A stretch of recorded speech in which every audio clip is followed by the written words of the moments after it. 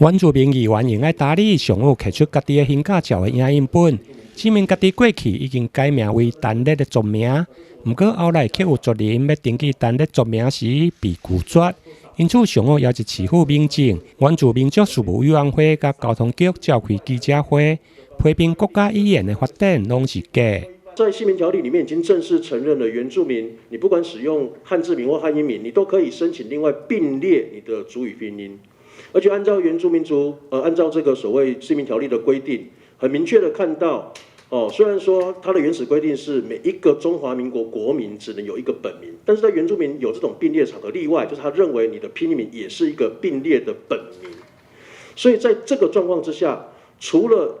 姓名条例里面特别规定，你针对身份证、针对户籍条例、针对护照一定要有汉字、有中文姓名之外，其他的证件根据姓名条例的5到7条都没有做中文的限制。上午出席声援除了原住民族青年阵线的代表，还有议员陈怡丁甲林议员，议员认为该案根本是行政机关的怠惰，绝对是通案，袂用以个案来处理。我觉得这个部分真的在整个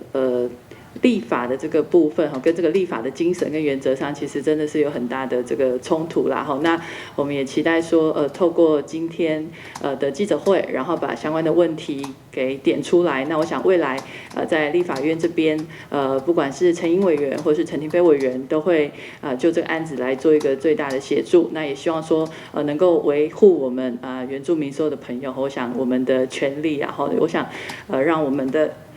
在我们的不管是任何的政见上，用我们的族名，我想这个是应该有的这个权利。在这边也要再次呼吁，今天发生的事情并不是个案，或是仅仅给个案忧郁这样子的待遇就可以了。那政府应该是要去通盘的检讨，那各式比如法规的更改了，或是有其他我们更友善的这个观念有没有在落实，那我们才能在行政方这边全力的落实人民的权益不受损。原强调，根据姓名条例的规定，除了护照甲户籍登记，包括身份证需要用中文的本名，其他的证件并无限制。因此，批评政府根本就无重视国家语言发展法，而且是大开族群主流的倒退路，要求地方应该向中央反映，做通盘的检讨。台南新闻林根采访报道。